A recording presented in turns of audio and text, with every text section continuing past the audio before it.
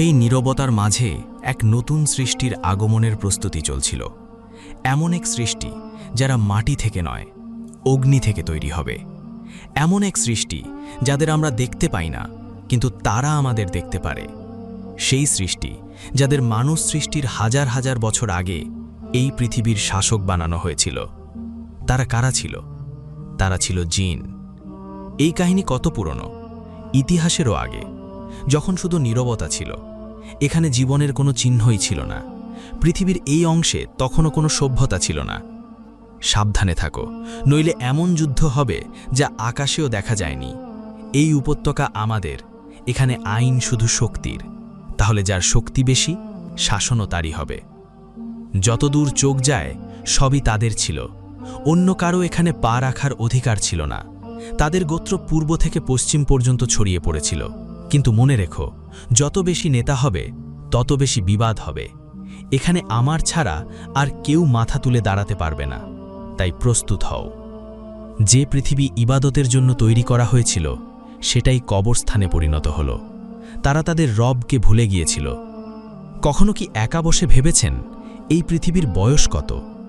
আমরা মানুষ, আমি, আপনি এবং আমাদের পরের প্রজন্ম কতদিন ধরে এই পৃথিবীতে আছি?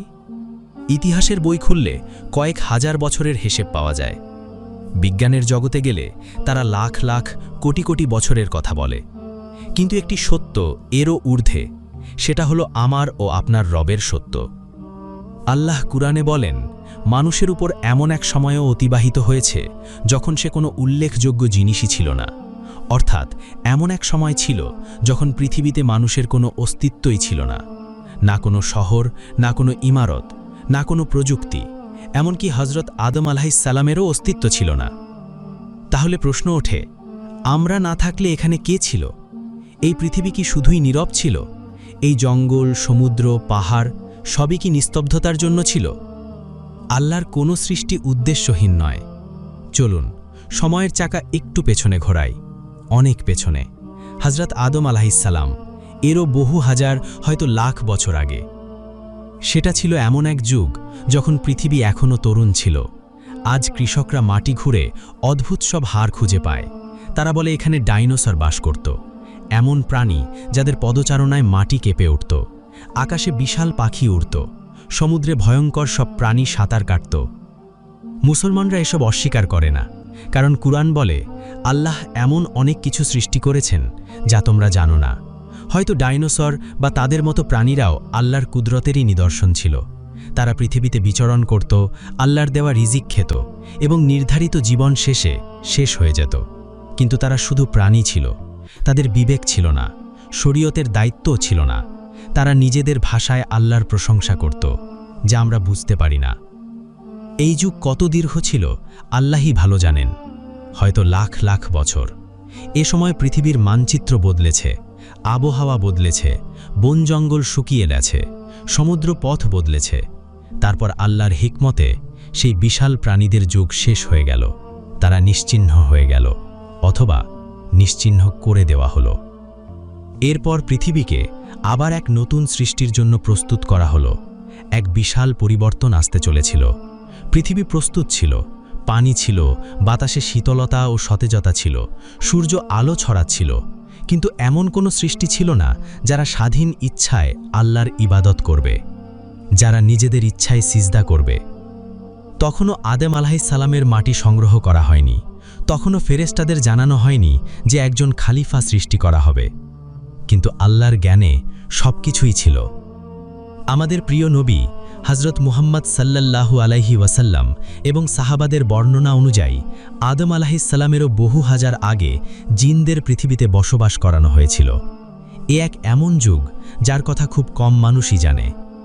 এটা আমার আপনার কাহিনী, কিন্তু এর শুরু আমাদের বহু আগে। এমন এক পৃথিবী যেখানে জিনদের শহর ছিল, তাদের জাতি ছিল, বাদশা ছিল এবং যুদ্ধও ছিল। এখানে কুরআনের দিকে ফিরে তাকাতে হবে। সূরা আল হিজরের ২৭ নম্বর আয়াতে আল্লাহ বলেন, আমি জিনকে মানুষ সৃষ্টির আগে সৃষ্টি করেছি, ধোঁয়াবিহীন আগুন থেকে। খেয়াল করুন, মানুষকে সৃষ্টি করা হয়েছে মাটি থেকে, যা ঠান্ডা ও স্থির। ফেরেশতাদের সৃষ্টি করা হয়েছে নূর থেকে, যা শুধুই পবিত্রতা ও আলো। কিন্তু জিনদের সৃষ্টি করা হয়েছে আগুন থেকে, তাও এমন আগুন যার ধোঁয়া নেই এবং যা প্রচণ্ড উত্তপ্ত। আগুনের স্বভাব কি? তা অস্থির, ঊর্ধ্বমুখী, দ্রুতগামী ও উত্তপ্ত। এই কারণেই জিনদের স্বভাবেও আবেগ, রাগ ও তাড়াহুড়োর প্রভাব বেশি। এখানে একটি গুরুত্বপূর্ণ বিষয় বোঝা দরকার। আল্লাহ ফেরেশতাদের সৃষ্টি করেছেন, কিন্তু তাদের গুনাহ করার ক্ষমতা দেননি। তারা শুধু আল্লাহর আদেশ মানে। পশুদের সৃষ্টি করেছেন, কিন্তু তাদের বিবেক ও বুদ্ধি দেননি। তারা শুধু প্রবৃত্তি অনুসরণ করে। কিন্তু যখন আল্লাহ জিনদের সৃষ্টি করলেন, তখন তাদের এমন কিছু দিলেন যা এর আগে পৃথিবীর কোনো সৃষ্টিকে দেওয়া হয়নি: স্বাধীন ইচ্ছা বা ফ্রি উইল। অর্থাৎ তারা চাইলে আল্লাহর আনুগত্য করতে পারে, আবার চাইলে অবাধ্যও হতে পারে। তারা ভালো পথ বেছে নিতে পারে, আবার মন্দ পথ। এটাই ছিল বড় পরীক্ষা। হযরত আব্দুল্লাহ ইবনে আব্বাস রাজিয়াল্লাহু আনহু থেকে বর্ণিত আছে, মানুষ সৃষ্টির বহু আগে জিনদের পৃথিবীতে বসবাস করানো হয়েছিল। ভাবুন সেই দৃশ্য। সবুজ শ্যামল পৃথিবীতে এক অদৃশ্য সৃষ্টি নেমে আসছে। জিন শব্দের অর্থই হল গোপন। আমরা তাদের দেখতে পাই না, কিন্তু তারা আমাদের আশেপাশেই থাকে। তারা পৃথিবীর কোণে কোণে ছড়িয়ে পড়ল, সমুদ্রের তলদেশ থেকে পাহাড়ের চূড়া পর্যন্ত, ঘন জঙ্গল থেকে মরুভূমি পর্যন্ত। যেহেতু তাদের দেহ আগুন ও সূক্ষ্ম উপাদানে তৈরি ছিল, তাই চলাফেরা তাদের জন্য কঠিন ছিল না। তারা মানুষের মতো মাধ্যাকর্ষণের সীমায় আবদ্ধ ছিল না। তারা আকাশের দিকেও উঠতে পারত। শুরুর সময়টা ভালোই ছিল। মানুষের মতো খেত, পান করত, বিয়ে করত, বংশবৃদ্ধি করত। হাদিস থেকে জানা যায় জিনরাও মারা যায়, শুধু ইবলিস ছাড়া, যাকে কিয়ামত পর্যন্ত অবকাশ দেওয়া হয়েছে। এভাবেই পৃথিবীতে প্রথম সভ্যতা গড়ে উঠল। কিন্তু আগুনের স্বভাবই হল তা বেশিক্ষণ শান্ত থাকে না। যখন জনসংখ্যা বাড়ল, তখন লোভও জন্ম নিল। এই এলাকা আমার, ওই নেতৃত্ব আমার, এমন চিন্তা তাদের মধ্যে অহংকার ও লোভের বীজ বপন করল। কিছু ইসলামী বর্ণনায় এসেছে তারা বিশাল শহর নির্মাণ করেছিল। সমুদ্রের তীর ও পাহাড়ের পাদদেশে তাদের বসতি ছিল। তাদের এমন শক্তি ছিল যা মানুষের নেই, যেমন দ্রুত উড়ে যাওয়া, ভারী বস্তু বহন করা ইত্যাদি। তাই তাদের স্থাপত্য ও সমাজ ব্যবস্থা ছিল ভিন্ন। হযরত সুলাইমান আলাইহিসসালামের যুগে কুরআনে জিনদের বিশাল নির্মাণ কাজের উল্লেখ আছে। সেখান থেকে ধারণা করা যায় আদম আলাইহিসসালামেরও আগে তাদের বিশেষ দক্ষতা ছিল। শুরুতে সব ঠিকই ছিল, তারা আল্লাহর ইবাদতও করত। কিন্তু পরে সেই একই ঘটনা ঘটল যা ক্ষমতা পাওয়ার পর প্রায়ই ঘটে: ক্ষমতার অহংকার। জিনদের স্বভাবে আগুন ছিল, রাগ, তাড়াহুড়ো এবং অহংকার। ধীরে ধীরে বিভিন্ন গোত্রের মধ্যে নেতৃত্বের লড়াই শুরু হলো। এক গোত্র অন্য গোত্রকে পরাজিত করতে চাইত। এভাবেই পৃথিবীতে প্রথমবারের মতো গুনাহ ও অত্যাচার শুরু হলো। এর আগে পৃথিবীতে শুধু আল্লাহর প্রশংসা হতো, কিন্তু এখন জুলুম শুরু হয়ে গেছে। কুরআনে যখন আল্লাহ ফেরেশতাদের বলেন, আমি পৃথিবীতে একজন খলিফা সৃষ্টি করতে যাচ্ছি, তখন ফেরেশতারা প্রশ্ন করেছিল, আপনি কি সেখানে এমন কাউকে সৃষ্টি করবেন যে ফাসাদ সৃষ্টি করবে এবং রক্তপাত ঘটাবে? অথচ আমরা তো আপনার প্রশংসা ও পবিত্রতা বর্ণনা করছি। এটা কোনো আপত্তি ছিল না, বরং উদ্বেগ ছিল। তারা ভয় পাচ্ছিল মানুষ ও জিনদের মতো পৃথিবীকে নষ্ট করবে।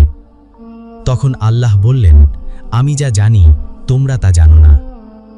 আল্লাহ জানতেন মানুষের মধ্যে ফাসাদ সৃষ্টিকারীও থাকবে, আবার নবী, সিদ্দিক, শহীদ ও আল্লাহর ওলিরাও থাকবে, যারা নিজেদের প্রবৃত্তিকে দমন করে আল্লাহকে সন্তুষ্ট করবে। এরপর আল্লাহ মাটি থেকে হযরত আদম আলাইহিসসালামকে সৃষ্টি করলেন। তাকে জ্ঞান শিক্ষা দিলেন, যা জিনদেরও দেওয়া হয়নি। তারপর ফেরেশতাদের আদেশ করলেন আদম আলাইহিসসালামকে সিজদা করতে। সবাই সিজদা করল, শুধু ইবলিস ছাড়া।